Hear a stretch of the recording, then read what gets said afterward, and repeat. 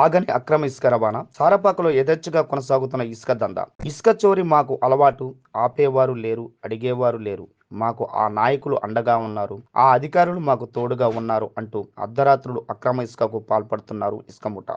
ఈ తంతు భద్రాద్రి కొత్తగూడెం జిల్లా బుర్గంపాడు మండలంలో చోటు చేసుకుంటుంది. సారపాక బ్రిడ్జి క్రింద నుండి ప్రతిరోజు సుమారు 30 ట్రాక్టర్లతో అక్రమ ఇసుక తోలకాలు నిర్వహిస్తున్నారు. కానీ అక్రమ ఇసుక తోలకాలు చూసి చూడనట్లు అధికార యంత్రాంగం ఉంటుంది అంటూ బావుటంగానే వినిపిస్తున్న గుసగుసలు. కొన్ని రోజుల క్రితం అక్రమ ఇసుక దందాను అరికట్టేందుకు రెవెన్యూ అధికారులు రంగంలో దిగక వారిపైనే అడ్డదారులు అక్రమ ఇసుక తోలేవారు దాడి జరిగిందని రెవెన్యూ అధికారులు తెలియజేసినప్పటికీ అక్రమ ఇసుక తోలే వారిపై ఇంతవరకు ఉన్నతాధికారులు ఎందుకు చర్యలు తీసుకోలేకపోయారు అనే విషయం కూడా బావుటంగానే వినిపిస్తుంది. కొందరు అధికారులు భారీ స్థాయిలో ముడుపులు అక్రమ ఇసుక తోలే వారి దగ్గర తీసుకున్నారన్నది నిజమేనా? అందువల్లే అక్రమ ఇసుకను అరికట్టలేకపోతున్నారా? రెవెన్యూ అధికారులపై జరిగిన దాడిని ఖండించలేకపోతున్నారా? లేక ఓ బడా నాయకుడు అధికారులకు అడ్డుపడుతూ అక్రమ ఇసుక దందాను ప్రోత్సహిస్తున్నాడా అనే సందేహం బుర్గంపాడు మండలంలో ప్రస్తుతం వినిపిస్తున్న గుసగుసలు.